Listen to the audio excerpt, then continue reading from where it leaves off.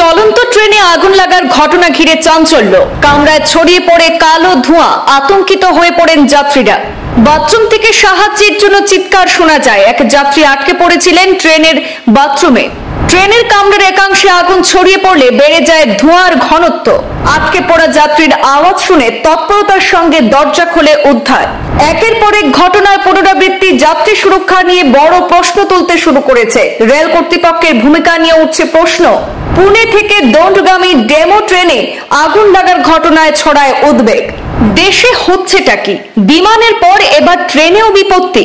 চলন্ত ট্রেনে আচমকাই লেগে গেল আগুন। দণ্ড থেকে পুনে আসছিল সেই ট্রেন, আর ঘটনায় তীব্র আতঙ্কের সৃষ্টি হয় যাত্রীদের মধ্যে। যাত্রী সাধারণের নিরাপত্তা নিয়ে এবার প্রশ্ন উঠতে শুরু করেছে।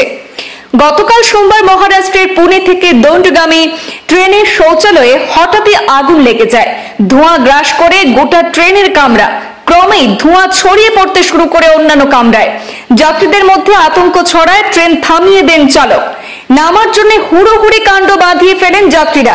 এমন সময় শৌচালয়ের ভেতর থেকে এক যাত্রীর চিৎকার ভেসে আসে। দরজা খুলতে না পেরে ভেতরেই আটকে পড়েন তিনি। কয়েকজন যাত্রী মিলে শৌচালয়ের দরজা ভেঙে সেই যাত্রীকে বের করে আনেন। জানা যাচ্ছে, ট্রেনে আগুন লাগার ঘটনার জেরে কোনো প্রাণহানি হয়নি। সকল যাত্রী নিরাপদে রয়েছে।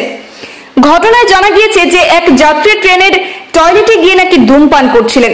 তারপর সেটিকে ডাস্টবিনে ফেলে দেন, আর সেই আধ খাওয়া জ্বলন্ত সিগারেট থেকেই আগুন লেগে যায় ট্রেনে। রেলওয়ের একজন মুখপাত্র সূত্রে খবর যে সেই ঘটনায় 55 বছর বয়সী ব্যক্তিকে আটক করা হয়েছে। ট্রেনটি দণ্ড থেকে পুনে আসছিল। পুনের ইয়েবাতের কাছে সকাল 8টায় গতকাল সেই ঘটনাটি সংঘটিত হয়েছে। রেলওয়ে কর্মকর্তারা সূত্রে জানিয়েছেন যে ঘটনাটি সকাল 8টার দিকে ঘটেছে গতকাল সোমবার। ডাস্টবিনে কিছু কাগজ এবং আবর্জনা থাকার জন্য আগুন দ্রুত ছড়িয়ে পড়ে। কর্মকর্তারা আরো জানিয়েছেন যে ওই কোচে মাত্র কয়েকজন যাত্রী ছিলেন, তবে আগুনের তীব্রতা এতটাই ছিল যে গোটা কোচ কালো ধোঁয়ায় ঢেকে গিয়েছিল। তবে এই ঘটনায় হতাহতের কোনো খবর পাওয়া যায়নি। সকল যাত্রী নিরাপদে ছিলেন বলে জানা যায়।